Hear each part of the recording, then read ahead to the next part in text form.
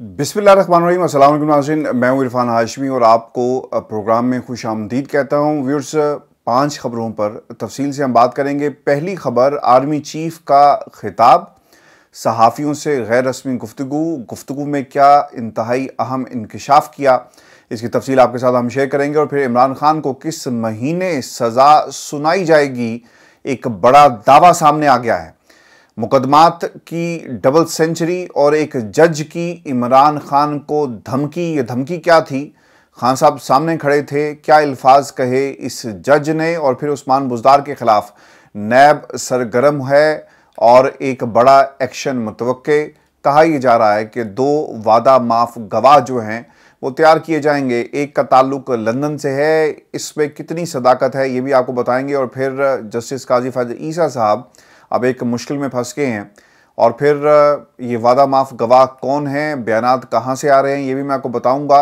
लेकिन व्यूअर्स, सबसे पहले आपको बताएं कि इस्लामाबाद में army chief general Asim Munir ने खिताब किया है और वो ये कहते हैं कि ज़रई इस्लाहात से पाकिस्तान की मईशत 1 साल में दुरुस्त समत में आ जाएगी और पाकिस्तान के बारे में मायूसी की बातें करने वाले गलत प्रोपेगेंडा कर रहे हैं। फिर वो ये भी कहते हैं कि पाकिस्तान में लोग मायूसी और हौसला शिकनी की बातें करते हैं, लेकिन ऐसा नहीं है। पाकिस्तान भरपूर वसाइल से मालामाल है, अहम मुल्क है जो अब दुनिया में दूध की पैदावार में 6ठे नंबर पर, गंदम में 7वां बड़ा मुल्क है। चागी और रेकोडिक से इस्तिफादा हासिल हो जाए तो पाकिस्तान तांबे की पैदावार में नंबर 1 हो जाएगा, यानी सबसे बड़ा मुल्क जो है वो बन जाएगा। इन सवालों का जवाब देना बहुत ही ज़रूरी है और ये सवाल करेगा कौन और क्या जवाब आएगा, ये एक अलग से सवाल है। पाकिस्तान को वसाइल से अल्लाह ताला ने बेशक माला माल किया, लेकिन रेकोडिक या चागी वहाँ पर जो कॉस्ट है वो कहाँ पर स्टैंड करती है। इंटरनेशनल जो कंपनीज़ जो वहाँ पर बाकायदा अपने ऑपरेशंस को शुरू करना चाहती थी, उनके साथ मुआहदों का क्या हुआ और किसने इस्तिफादा हासिल किया, ये भी एक बुनियादी सवाल है। और जब हम पाकिस्तान को गंदम के मामले में दुनिया का 7वां बड़ा मुल्क कहते हैं तो हमें ये नहीं भूलना चाहिए कि पाकिस्तान में गंदम और आटे का थैला किस भाव बिक रहा है। और आटा पाकिस्तान में हमेशा एक मसला जो है वो बन जाता है।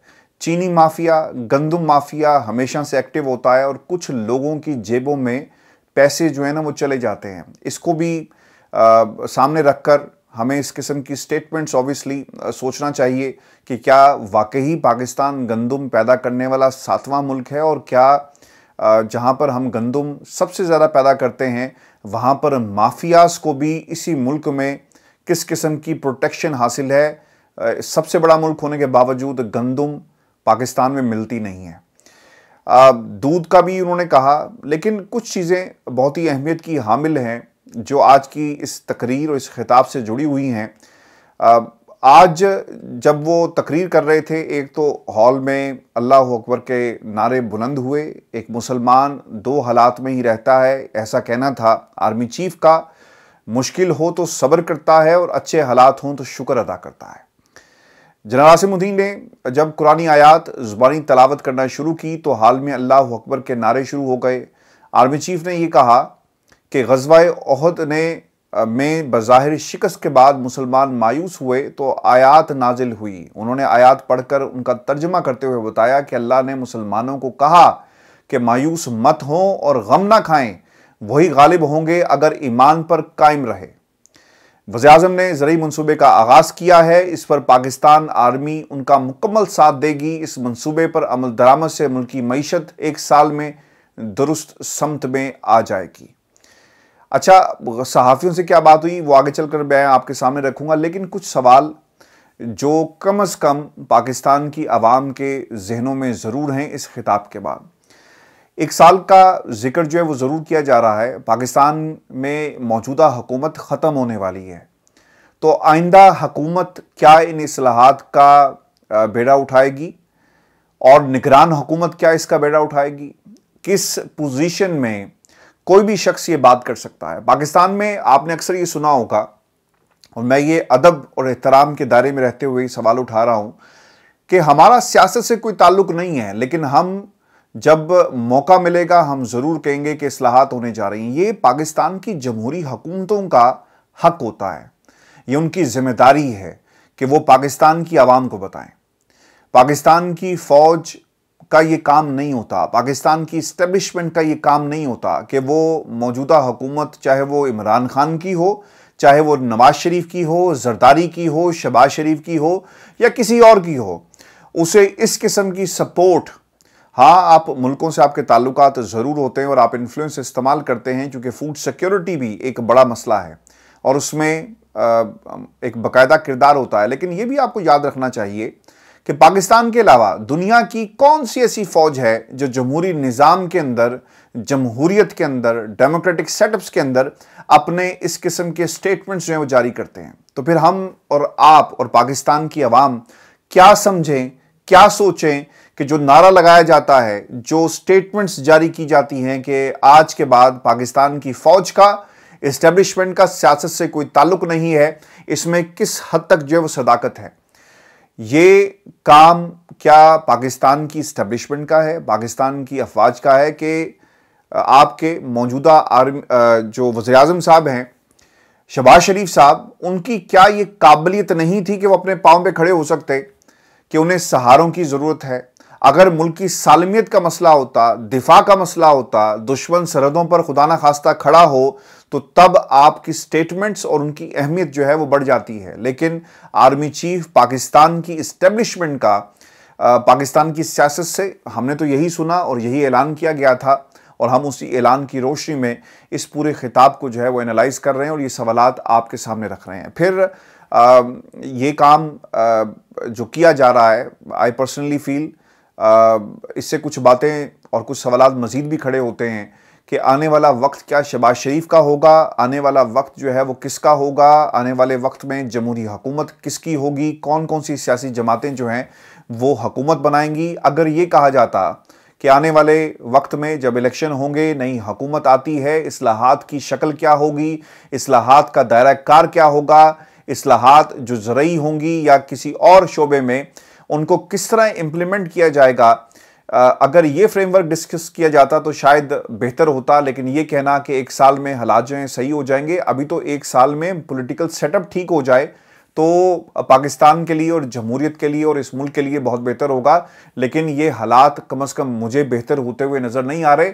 हम पाकिस्तान के लिए मायूसी की बातें नहीं कर रहे, किसी को क्रिटिसाइज़ नहीं कर रहे, किसी को ये नहीं कह रहे कि ये जो काम है वो ठीक नहीं हो रहा, सब मिलकर पाकिस्तान की खिदमत करें। लेकिन ये काम पाकिस्तान की इस्टेब्लिशमेंट का नहीं है, ये काम जमहूरी हुकूमतों का है और जमहूरी हुकूमतों में अगर इतनी सलाहियत नहीं है तो फिर भाई साहब आप पता क्या करें, इस मुल्क के अंदर हमें ऐलान कर देना चाहिए कि आज से मार्शल लॉ जो है वो लगा दिया जाएगा, क्योंकि मार्शल लॉ के दौर में गुफ्तगू करने के आदाब कुछ और होते हैं। जब जमहूरियत होगी, तनकीद किस पर करेंगे, जमहूरी हुकूमत पर तनकीद की जाए तो जनाब आपको पकड़ लिया जाएगा। क्या आप शहबाज शरीफ पर तनकीद करें, आपको क्या नहीं पकड़ा जाएगा? और अगर किसी ने ऐलान किया तो क्या उस ऐलान की कोई जमहूरी हैसियत है? ये आज का एक बुनियादी सवाल है जो पाकिस्तान की आवाम के जहनों में ज़रूर होगा। फिर सेमिनार से वापसी पर आर्मी चीफ से कुछ सहाफ़ियों की गैर रस्मी मुलाकात भी हुई और कहा यह जा रहा है कि आर्मी चीफ ने कहा कि मेरी पॉलिसी है कि मीडिया के साथ बात नहीं करनी, तमाम डीजी ISPR जो कुछ कहते हैं वो दरअसल मेरे अल्फाज होते हैं। आर्मी चीफ ने यह भी कहा कि लोगों को उम्मीद दिलाएं, इंशाल्लाह पाकिस्तान का मुस्तकबिल बहुत ही रोशन है। ये भी नारा यकीनन पाकिस्तान की जमहूरी हुकूमतों की तरफ से लगना चाहिए। शहबाज शरीफ साहब आकर कहें, पॉलिसी दें, क्योंकि जो बातें मुझे अच्छी तरह याद है, आपको भी याद होगा कि बार बार डिफ़ॉल्ट की बात जो है वो की गई, तो इसहाक डार साहब ने आकर ये ज़रूर कहा कि जनाब ये काम जो है इंशाल्लाह पाकिस्तान एक मकसद के तहत बनाया हमारे बड़ों ने और पाकिस्तान को कुछ नहीं होगा, दुआ करें। हुकूमतों का काम दुआ करना नहीं होता, कौमों का काम दुआ करना होता है। हुकूमतों का काम पॉलिसीज़ बनाना होता है, रास्ता निकालना होता है, क्योंकि आप आवाम का एक मैंडेट लेकर जो है वो हुकूमत में आते हैं।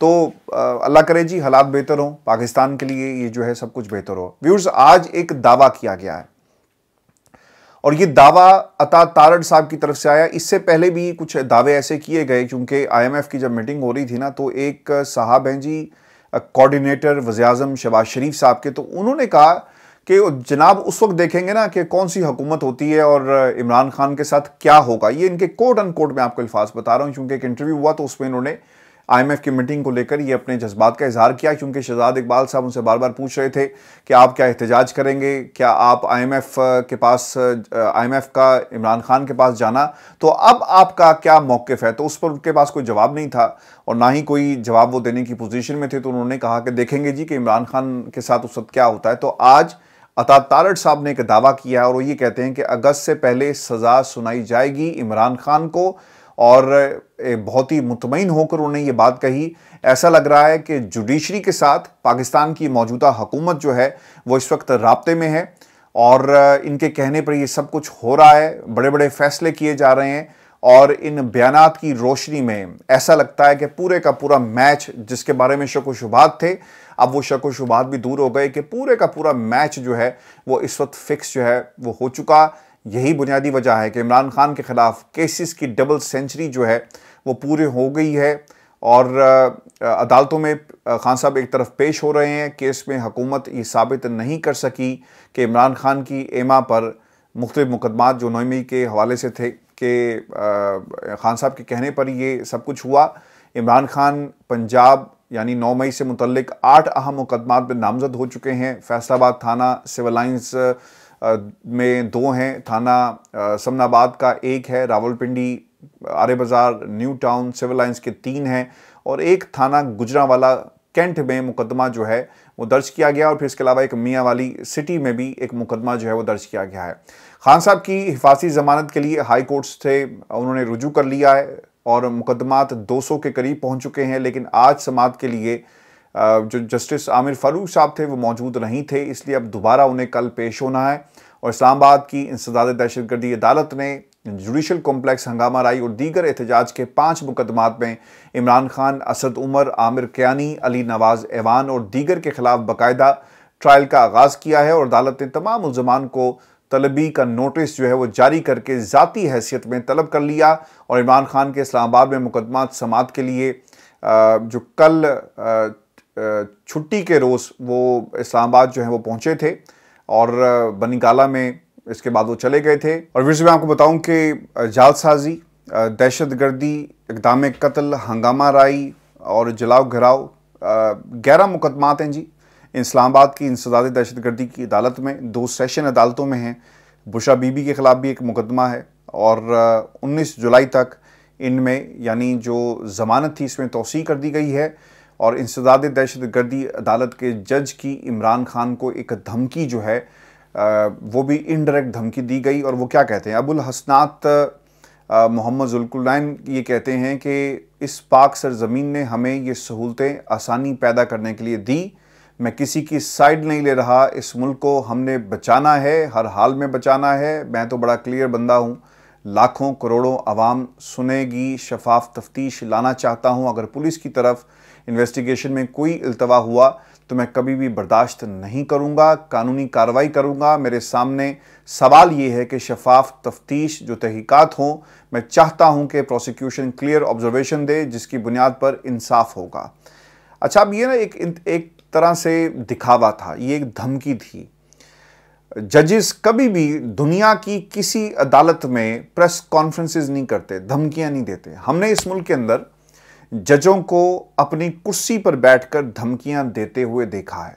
जिस मुल्क के अंदर जस्टिस काजी फैजी ईसा जैसे जज जो हैं, जो आइन को, कानून को अपने अंदाज में मानते हैं और आइन और कानून की जो रूह है उससे हटकर मानते हैं, वहाँ पर जजेस इसी किस्म की ऑब्जर्वेशंस और धमकियाँ, मैं तो इन्हें धमकियाँ कहूँगा, वो देते हैं। चाहे वो आम आदमी के लिए हो, चाहे वो इमरान खान के लिए हो।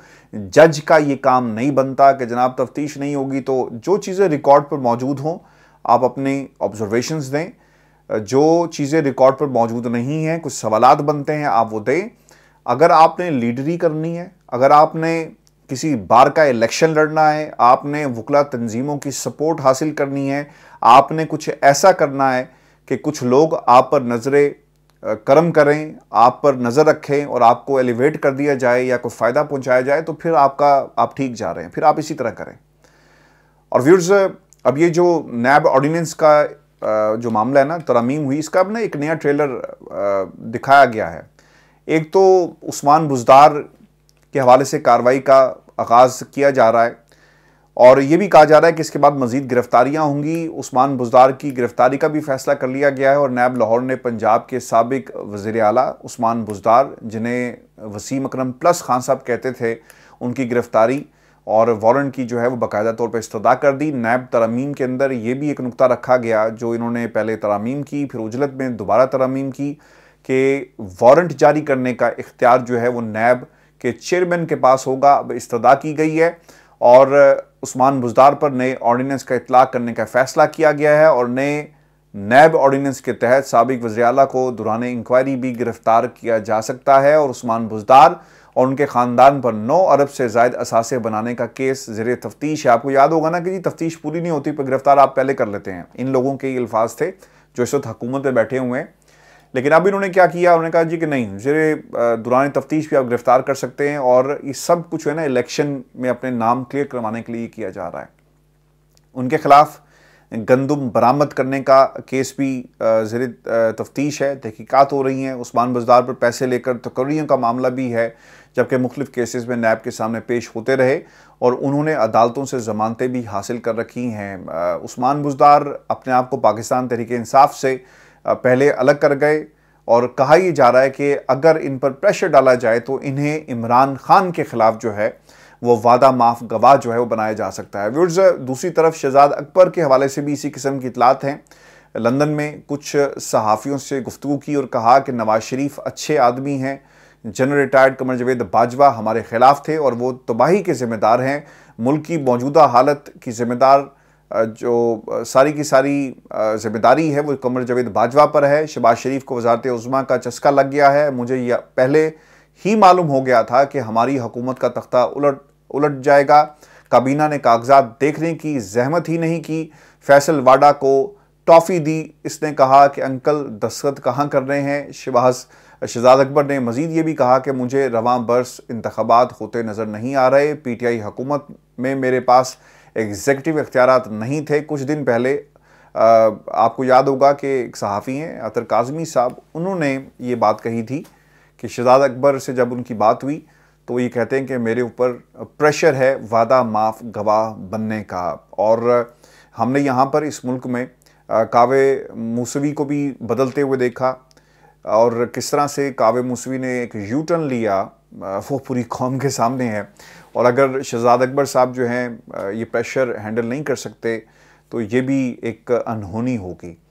चीफ जस्टिस जी जो नामजद जो आने वाले चीफ जस्टिस हैं, जस्टिस काजी फैज़ ईसा व्यूअर्स और जस्टिस सरदार तारिक मसूद के ख़िलाफ़ एक तौहीन अदालत की दरख्वास्त आई और जिसमें मिलिट्री कोर्ट्स का ये मामला है। कहा यह गया कि अदालत का एक वक़ार था और अदालत का एक हुक्म था, इन्होंने अपने आप को अलग किया, लिहाजा दोनों के ख़िलाफ़ जो है तौहीन अदालत की कार्रवाई हो और मिलिट्री कोर्ट वाले मामले पर इन्हें दोबारा जो है वो तलब किया जा सके। व्यूअर्स, ये आज की हमारी वीडियो थी।